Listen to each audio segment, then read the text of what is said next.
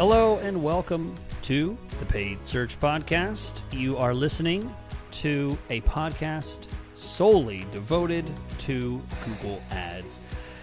My name is Chris Schaefer, and I'm here to talk about Google Ads. I'm here to talk about the metric of the week. We're going to go through some questions from listeners, and then we're going to get into the topic of the week. And I have a lot of great things to share. I'm excited. We have a special guest to chat about the metric of the week, which will start in just a minute. But before I do, I want to tell you not about the sponsor. Wait, it's not the sponsor. Don't skip yet. You need to know about a correction that I have here for the show. I had mentioned, I believe it was last week, I was talking about budgets, and I had mentioned the monthly spend limit being available. You can turn on the monthly spend limit and be able to limit how much you're spending per month in Google Ads. I have a correction here because it turns out that option is not available to everyone. I didn't realize it, but I'm part of the beta testing that's allowing for this monthly speed limit. Monthly spend limit, not speed limit. Monthly spend limit option in Google Ads, and I was able to use it, not knowing that other people can't use it. So if you don't see it, you should be seeing it in 2024 after some of the testing is over.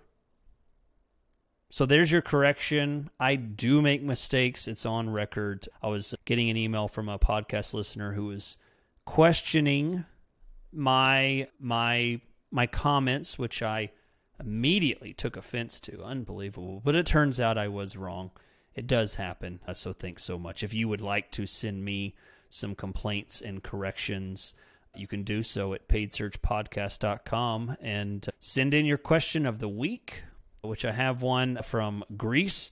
We're going to take a question, and also you can reach out to me if you want to talk more on talk about podcasts, have a question about the podcast, something like that. You can reach out to me that way. I do respond when it's relevant. Okay, so as I mentioned, we're going to talk about a lot of different things. I must say, this podcast is brought to you by the greatest software out there, period, in Google Ads. If you're running Google Ads on any business out there, whether it's business to business, e-commerce, lead generation kind of stuff, this is the software that you need. Optio.com/PSP. The link is in the description, and you can try this amazing software for free for 2 months. It's an offer they've been doing exclusively here through the podcast, and they're going to keep it up because the demand is so big for the software. It keeps growing, and they're adding new things. You heard me about a month ago talk about some of the new features, the AI system that they're implementing. Just amazing stuff. You want to try out this software, which will help you to get more done.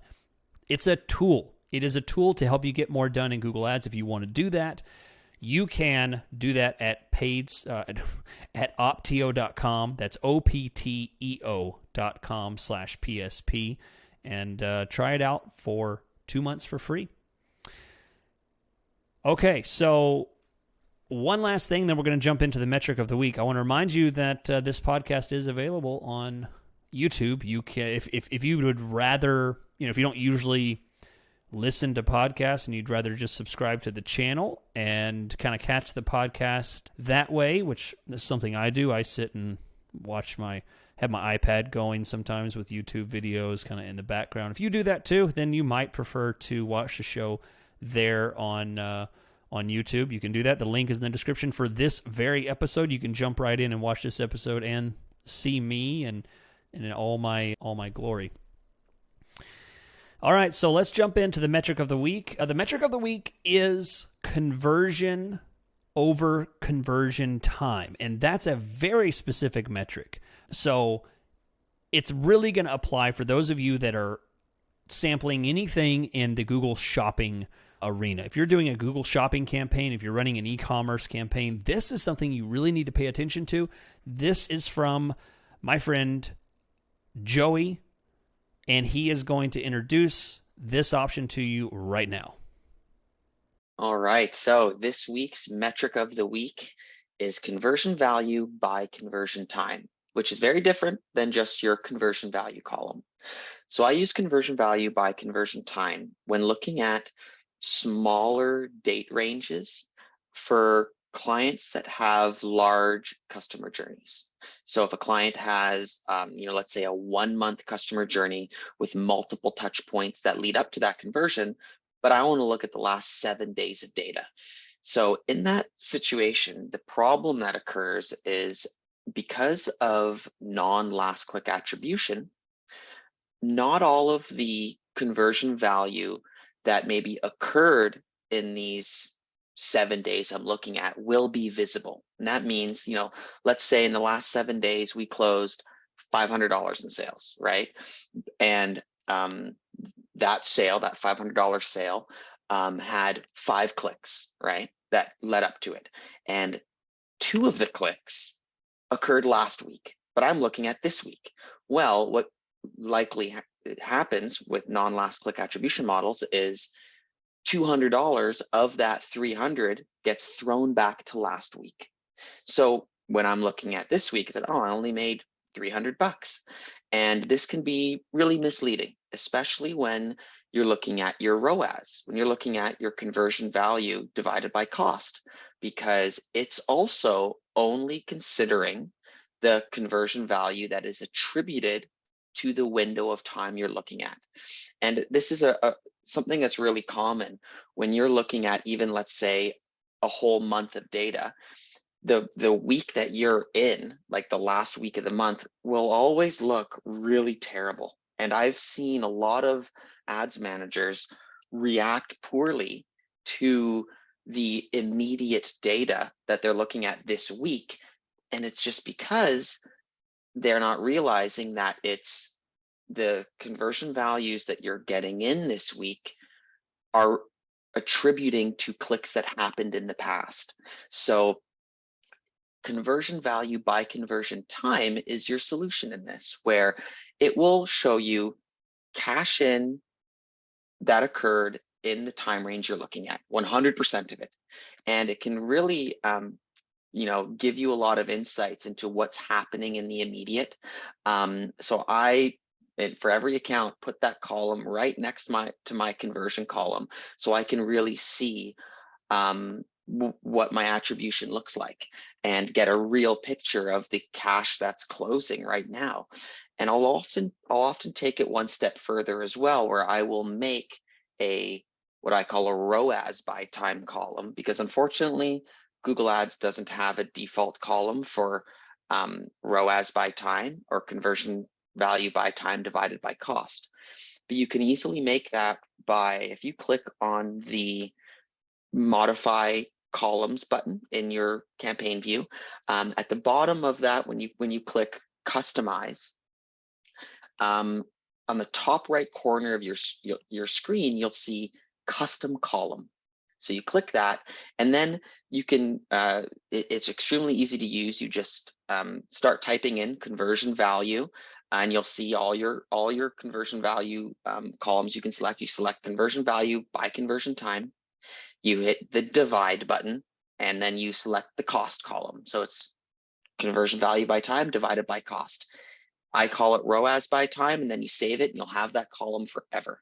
And that allows you, again, to see cash in, cash out in whatever time range you're looking at. And again, I often use this just in like my day-to-day observations, so you can really keep track of your immediate results and not rely entirely on looking at such wide bodies of time to get the full picture on what's happening.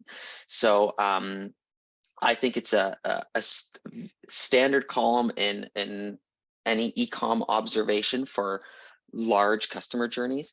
And there's also a conversions by time column. So if you're in lead gen, you can look at the same, you can run into the same problem, where if you're just looking at conversions in a small time window, but you've got long customer journeys, you're going to have the same problem where you could get a conversion this week and it might not attribute entirely to this week, right? It'll attribute to 3 weeks ago. when the first couple clicks came through. So conversions by conversion time for lead gen is also really important to watch alongside your conversions column. So I hope that's helpful. And feel free to hit me up at joeybidner.com if you have any questions or maybe need help with your account. And I'll see you next time. Okay, so thanks, Joey. Let me add on a couple things because Joey hit on such an interesting point here that I really want to dig into a little more.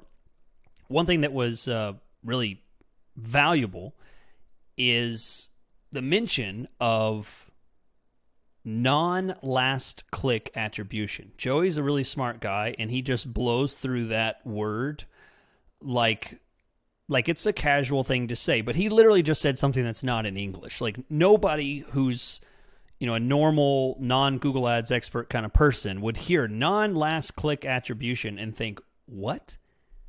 What does that mean?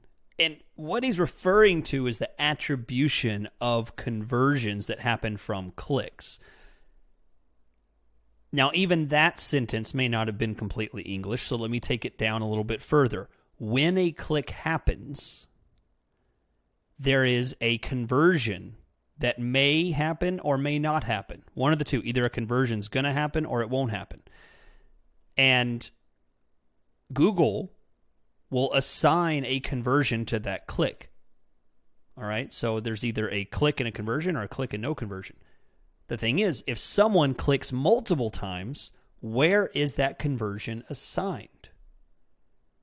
And that's the crux of the whole thing that Joey's talking about. You may not realize it, but if a person clicks 3 times, Google has to decide which one of those 3 clicks was the conversion.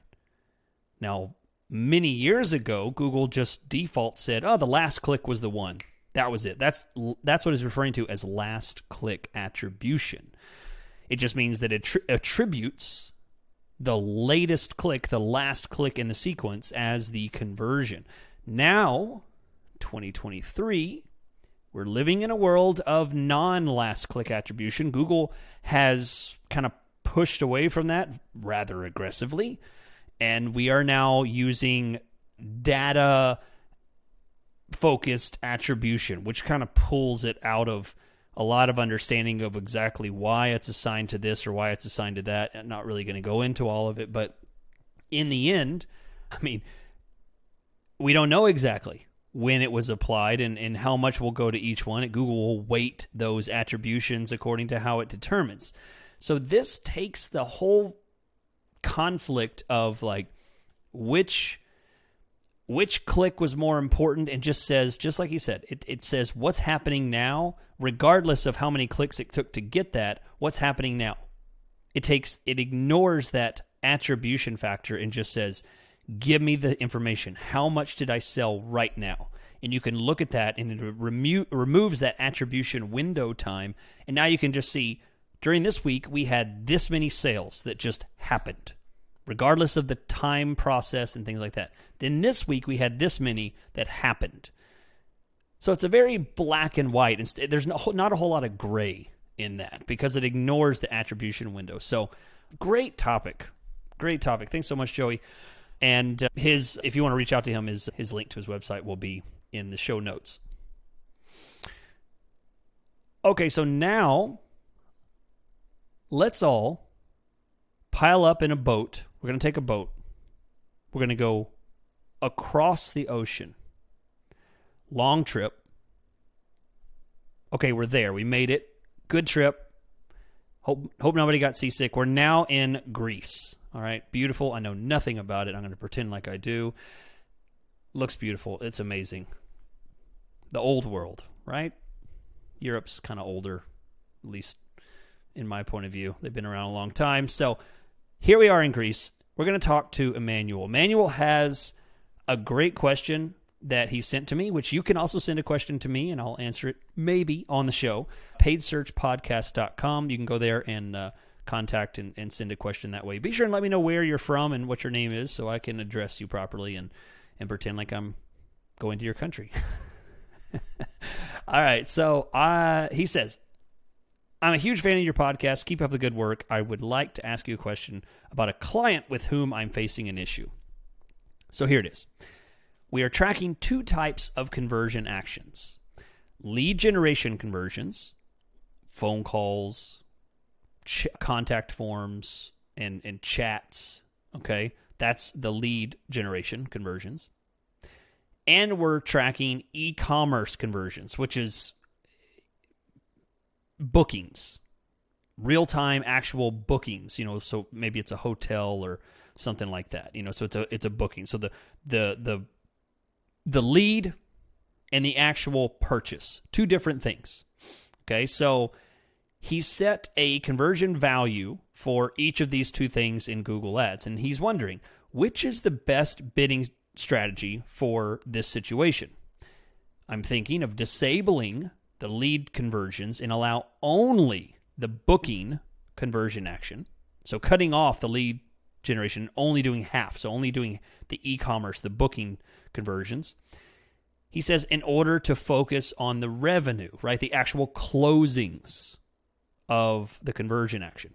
However, I also need to drive leads, as the big companies' first contact is before they make the booking, right? So the first point of contact is that lead, that phone call, that contact form, the chat, and then the booking, that happens there, whatever it is. All right, so what's the best option here? Should he focus on the intention, right? The call, the contact, or on the actual booking? All right, and then he finishes here. We can't really tell if the calls or the contact forms concluded with the booking. And that's the problem, right? You have leads, but you don't necessarily know, was this lead connected to this booking or not, right? So there's a disconnect there. So he can't tell if they're connected with a booking. But if we keep only the bookings, then we've got so few conversion actions that automated bidding strategies like Target CPA do not work. So I'm assuming he probably has a few, maybe single digits a month. Probably what he's talking about, maybe 5, maybe less. Great question. I love this question. He actually just recently sent it to me, and I kind of jumped the list of other questions to put this in because I thought it was a great question. This should be a question a lot of people have. So let's go through it. First of all, Emmanuel, I think because you mentioned the fact that there are so few and that it would inhibit the automated bidding, Target CPA or max conversions or whatever, it would inhibit the automated bidding strategy in order for you to accomplish, having enough volume for the system to really work. I think you've answered your question here. I don't think that you have another option. If you're going to cut, let's say that there are 50 leads and then 10% of those end up being bookings, right? So you get 5 bookings. All right. If you were to turn off conversion tracking and not allow conversion tracking for phone calls and all those other things that lead to the booking, you are losing a tremendous amount of signal data in the Google Ads account. I think that is very scary. I think that's very scary. I would not suggest that at all. So you doing that, I think, is very risky, and you I don't think that's an option at all that you should do. So the bidding strategy now is, what's the best bidding strategy for your occasion? I think that the best bidding strategy is ideally target ROAS. Ideally, you give the bookings a very high number. I'm going to make up some numbers here. Let's say you give the bookings a 2,000 point value. I'm not going to call it dollars or anything like that, just because it doesn't have to be dollars. It's just a value system. So 2,000 point value in the conversion itself. So every time there's a booking, maybe there's 5 a month, and every time there's been a booking that registers as 2,000 points of value for the system. And the ROAS system will continue to push and try and get the most value overall. So it realizes that that's 2,000 value. It's really going to try and push for those. On the other hand, there's 50 other phone calls and contact forms, and let's say that has a 20-point value, all right? Or maybe a 200, right? And you can make the decision here. The point is there should be vast difference between the two. Do not give one 2,000 and then the other one, 1,500. That is not big enough of a difference. This is a much wider difference between the two. You need 2,000 on this one and maybe 20 on this one. So 100-point difference, 100 times difference between the two. Or maybe, maybe you're running, maybe it's not quite that different. Maybe you close at a better rate and you need a little closer. So maybe it's a 200 and a 2,000. I'll let that up. It doesn't really matter. The numbers don't really matter. You could make up 1,000,000 and 500,000. I don't really care. The main thing is the difference between the two, because I think target ROAS for a situation like this where you're actually able to track those bookings and revenue making points in the Google Ads system is the most important thing to do. And you say, well, Chris, why is that? Why wouldn't you just tell them to maximize conversions and just get as many leads, and then it's the job of the salesperson to sell those, Here's why. This is not true for everyone, but here's the reason why I don't think max conversions is always the best choice. If you were to run max conversions for this, let's say that phone calls happen a lot. And let's say that you get a lot of phone calls that happen straight from the ad. Okay, someone's calling from the ad. They never go to the website. They don't actually know what service you are providing. They just search and call the number. And let's say that your service is really specific and very expensive. Therefore, completely uneducated customers that have no idea what they're stepping into, the fact that it's going to cost them $50,000 to even have a possibility of doing business with you or purchasing this kind of thing that you're selling, and it's going to just immediately knock out a ton of people, right? If you were to do max conversions and not use any kind of bidding strategy that weighted the system towards the value points of these, then what it might do is it might push phone calls. It might say, got it, every conversion is worth the same, and I'm just going to go crazy on just getting you ranked for the keywords and the position that gets you more call from ads, because that makes the numbers go up. It's not the system that's broken. It's doing the right thing. It's just you've given it the wrong instructions. You have told it to do something that can be very bad for the system. That's not going to be a good idea at all. Okay, so that's why I think max conversions could be a very bad idea for you. Now, if you convert everything pretty equally, from chats to contact forms to phone calls, maybe max conversions is a good idea. But keep in mind, that is a fault in the system. The system could go for the easiest, lowest hanging fruit, which it will. Max conversions is going to do that. Target CPA is going to do that. Any kind of, conversion-based system without any value assigned to it is going to push for the most of X, and X is just conversions, and conversions are equated equally across the board. So target ROAS seems like a better option for you. But I think the biggest mistake you could make is not creating enough of a distinction between those values. Make sure you create a distinction. And as I said, don't go in and delete the other things. If it will cut the legs out of your bidding, if you delete phone calls and lead forms, and now you're getting 10% of the conversions that you were getting before, I think that is a detriment to the conversion bidding system. You're going to lose a lot of signal data. Therefore, it's going to lose a lot of its ability to match profiles and things like that and audiences in the way that it would usually do it. That's a detriment to the campaign. Do not do that. Okay, well, that's that. Thanks so much for the question. I appreciate it. Let's hop back on the boat, come back to the U.S., and what's in front of us? Opteo. Opteo.com/PSP. You need to sign up if you haven't. It's amazing. It's an amazing system I love to use. I use it for my accounts, and I'll tell you what, when I hit a dry spell in an account, I don't know what to do, I'm seeing a lot of things that are confusing to me. This system will kind of just hold my hand through kind of a digital audit sometimes. I'm just like, what do I need to be concerned about here? And this is what the system does. It'll say, hey, have you seen this keyword? Have you noticed that this trend is happening? Have you noticed that this bid, which used to be here and now it's here, this used to be a very prominent keyword for you. Now it's dropped off. Have you realized that? Maybe you need to build this new ad group out. Maybe you need to consider this, or this. A lot of great ideas. I love the system. They're very open to criticism about how the system can best work for people like us. And so they constantly are moving and changing and adjusting things to make it better for us, the managers. Love the company. Appreciate their sponsorship. And I highly suggest you go check them out at opteo.com/PSP.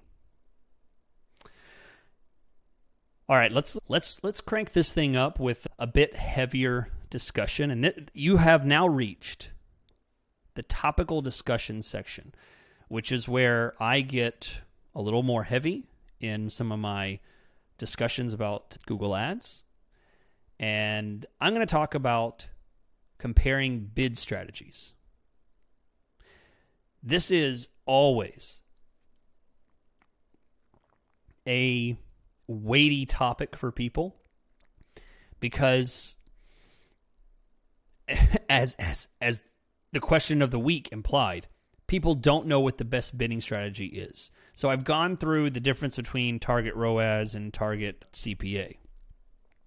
Now let's take a step back and talk strategy theory about automated versus manual, because I often get pigeonholed into this idea that Chris only does manual, even though I have explicitly said that that is not true. I have talked about many situations where I use automated bids for many clients. I've been very open to automated bids, so I'll say it again. I love manual bids. It is almost always, and I say like 99% of the time, it is the first bidding strategy that I use. I'll talk about why here in a minute, but it does not mean it is the last bidding strategy that I use. When I'm managing a campaign, it may not end or continue in manual bids indefinitely. It may eventually change over to automated bids. So let's talk about the broad world and the broad idea of automated versus manual. So first of all, let's define what manual is and what automated is. So if you don't know, automated bids are everything in Google Ads except the one tiny manual bid option that's there. It is hidden. You will not see it when you're setting up a new campaign. It's not the one that says clicks. It's not the one that says conversion. It will say specifically manual bidding. So if you don't see those words, you're not doing manual bidding. Okay? So that's very important to know, because you have to know where to look for that option, because it's going to be buried under two separate menu options in order to get to it. So it's highly discouraged by Google because it requires a certain amount of understanding of a lot of different factors. So I don't necessarily recommend it to new people, but I very often, during my consulting sessions that I do with people, bring them around to the idea of manual and make it very accessible, make it very friendly, and you'll realize it's not actually as scary as you think. Make it very approachable, even for some of the less tech savvy kind of people that I talk to. All right, so that's what manual is, and automated is everything else.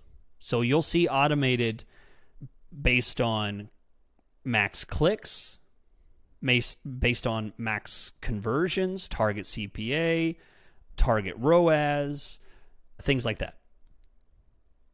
So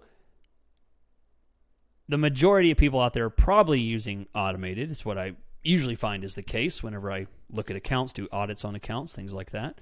So I'm going to start with my pitch on why manual. I think that manual is the superior bidding for most accounts that I work under.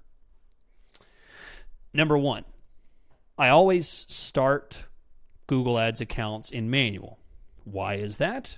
because it provides more control. All right, so because it provides more control, I can jump in and immediately just get clicks the same day. That alone makes manual so valuable to me because I can pivot on a dime. That's a saying here in the US, so those of you in Greece may not know what I mean by that, but meaning that I can change directions almost instantly. All right, if I can change directions almost instantly, that makes me a better manager than a company who has to say, all right, yeah, sure, we're going to get on that, and we're going to change some things, and the algorithm has to get going. It's going to take a couple weeks for the algorithm to... The Performance Max campaign is going to take some time. We'll make some adjustments, and we'll change things, and we need about 2 weeks. I can hear what needs to be done and make it happen that same day. All right? And not because I'm an amazing Google Ads manager, which I am the great Chris Schaefer, but it's also because I use manual bids. And manual bids provide so much control that I can assign individual bids to keywords. And I can say, I want this keyword to, be first position as much as my budget will absolutely allow it to be. And I can make that happen. That's number one reason why I like to do it. The number two reason is initially during phase one, which if you don't know what I mean by phase one, go back and listen to a couple weeks ago. I've talked about phase one pretty extensively. Check the backlog on the past month or so. And, the phases of Google Ads implies that phase one is about getting traffic, spending your budget, and making sure that the traffic that you do spend money on is appropriate to the kind of traffic that you're actually shooting for, the kind of traffic that you want, okay? Let me simplify that saying and say this. Phase one should be a very tight relationship between the keyword and the search term. All right, so the keyword, let's pick another random example for today, and let's say you are doing power washing. You are a power washing company, and you like to do businesses' roofs, and you also do driveways, and you do, parking lot power washing, right? So it's very important that when you pick the keyword power washing companies near me, that you don't get best power washers or most powerful power washers or power washers for sale Home Depot, right? This is a bad thing. You don't want that. So in phase one, I want to make sure my keyword is exactly the traffic or very close to the traffic that I'm getting. What I mean by that is when you look at your search terms, you should see the keyword power washing companies near me. You should see the search term something very close to that. It should say power washing companies, Fort Worth, Texas, right? That is a great indication that, that person's looking for me, assuming you're in Fort Worth, Texas, or you're serving, right? So that's a great thing to see the keyword and to see the associated traffic that I've paid for to be very closely related. This should be a very specific relationship between the keyword and the intent behind the search that triggered that click. Okay, I think I've driven that home. Let's talk now about automated.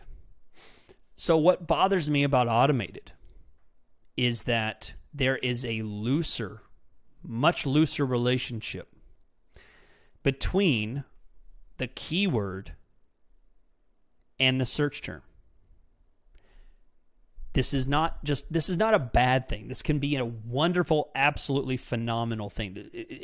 I don't want to push it as an entirely a bad thing, but the problem is phase one, I want to be specifically focused on that relationship between my keyword and the traffic I'm getting. Automated brings in an algorithmic-based bidding system. So this algorithm will not only look at the keyword, but it will also look at the idea behind the keyword. So it takes the keyword and kind of blurs it a bit and takes the idea, the topic, the feeling, the need, the desire behind that keyword and the tone, and kind of matches it to searches that represent that same thing. That might mean that I get some great searches. If my keyword is power washing companies near me, I might get some power washing companies near me searches, but I also might get best power washers. And I might get some other things that are, how to buy a power washer or how to choose a power washing company. These are things that are kind of, I don't know if I want that. I don't know if that's worth paying the money for. And that bugs me. I like a very close relationship between those two. So the reason that I don't immediately jump into automated is because it blurs that a bit. Now let me tell you the flip side. Now let me tell you why automated can be an absolute powerhouse for an account that's ready to use it. Because it brings algorithmic-based bidding, it goes beyond the keyword and factors in device, location, time of day, remarketing list, language, operating system, all these factors that Google specifically tells us that it uses, plus more that it doesn't tell us, and decides, this person searched the word power washer. But right before that, and the week before, they were searching these other things that indicated that they're selling their house. And we've noticed that when a person is ready to sell their house, they often will get power washing and cleaning done around their house to kind of, make it ready for sale. And they did a search yesterday about power washing services, and then they just typed in power washing as a keyword, and boom, your ad might show up. That is a very loose interpretation of the original keyword, power washing companies near me. To see a click, power washing, for power washing companies near me, that might be very upsetting to see that. But because the automated system can say, this person, based on device location, other searches, other factors that this algorithm takes into play, it's a very good click for the system to bid on. And this is especially true when it comes to automated bidding using conversions. This is the same topic that I was going through with Emmanuel a moment ago. The reason why I didn't tell him to go straight to manual is because obviously he's having success with automated. He's getting conversion data, and the conversion data is attributing positive signal goals to make this automated bidding work even better. It can be phenomenal. It can really kick your success forward in ways that can be really beyond what you can do with manual. I'll tell you an example. I was struggling with a very high spending account for a long time, been doing manual. This account has been doing manual for years and years and years and years. Long running, high spending for significant amount of time, a lot of clicks, very competitive industry, only serves a small amount of the industry, even with the large budget that it's running. And after working through a lot of things with a client and really working some of the keywords and strategies and stuff like that, I set up an experiment. I set up an experiment where I allow the system to try using 50% of the bid, using 50% of the budget. I allow the system to test target ROAS versus my other 50% that I was using to target with manual bidding. I was using 50% for manual, 50% for target ROAS. You want to know what the result was? The result after testing it for a couple months was the target ROAS absolutely was phenomenal. It provided about a 75% boost, and as far as conversions go, it did wonderful. It did wonderful. I was so thrilled with what happened there, and it was so consistent. It seemed to really kind of bounced around a little bit back and forth week by week, but eventually it just kept ticking up, and I pushed it 100% into the target ROAS, and now this campaign, which used to be manual till the world ended. I mean, it was manual. They always wanted to do manual. I proved that automated worked better, and it accelerated and went beyond. The reason I'm telling you this story is because it's very specific. This story represents an account that was in phase 4, right? We're talking about scaling.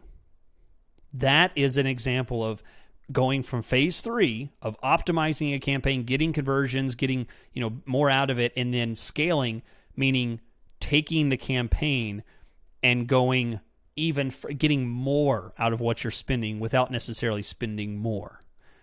Squeezing the most juice you can out of this Google Ads account. And that was one example of doing it, and it worked phenomenally. This is not a fast process. This is not the thing you do month 2. This is not the thing you do month 3. This is years. This is after many trials of moving it from phase 1, phase 2, phase 3, now into phase 4 of scaling. And automated bids helped me to do that. Automated bids did not start the campaign. It helped to finish the campaign and move it into the final stages of just beautiful results.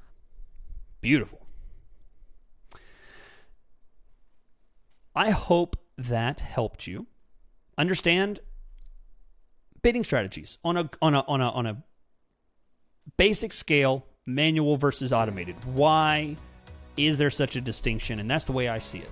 That's the way I see it. And if you would like for me to jump into your account, reach out to me, chrisschaefer.com. Link is in the description. I offer 1-hour consulting sessions over Zoom where we can go through your account together. I promise you I will surprise you. I do it every single day, and I've never had an unhappy result from that after many, many years of doing this. Or if you just want to get an audit, reach out. But I do ask that it's under good faith that you do intend to actually hire me. Just please don't reach out to me if you just want a free audit just for me to look at it. I'm not interested in doing that. I am here to provide a service for a fee. But anyway, thanks so much for listening. I appreciate you guys being here. Thank you for subscribing to the YouTube channel, watching there as well. Be sure and reach out if you have any questions. Send in your question of the week, and I will catch you next time.